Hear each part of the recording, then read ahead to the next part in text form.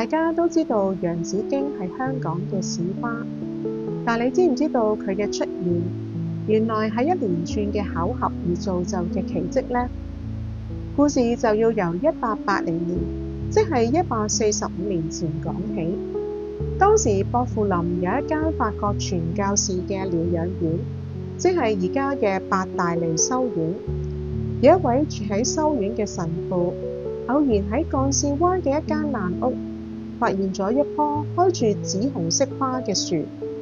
佢從未見過呢種樹，好奇之下就摘咗一小棵，將佢移植到療養院嘅花園裏邊。呢位傳教士不斷研究，但都冇辦法辨認到呢棵樹嘅品種，於是將樹苗截枝送到當時嘅植物公園，即係而家嘅香港動植物公園進行繁殖。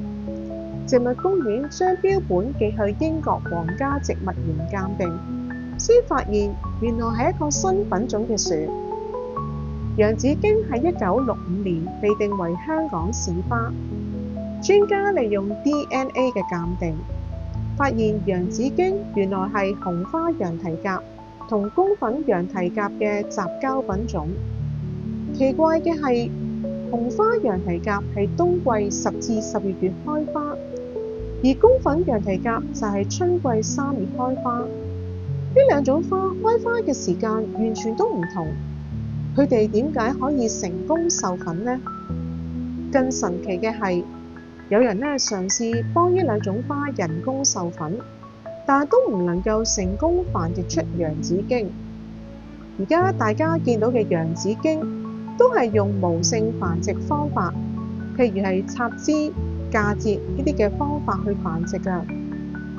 而幾乎所有洋紫荊都唔能夠長出豆狀嘅果實，即使有，果實裏邊嘅種子都唔能夠發芽成為幼苗，即係話洋紫荊係無法自行繁殖㗎。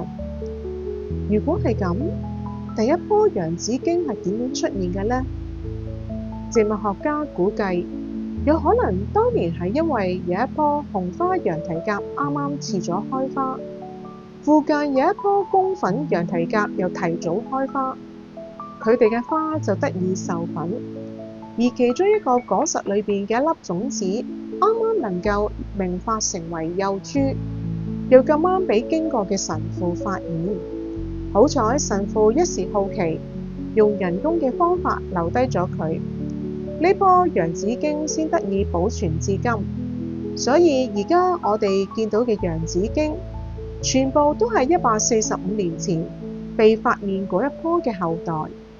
洋紫荊嘅誕生同埋保存係集合咗天時、地利、人和而造就而成嘅。你話係唔係一個奇蹟呢？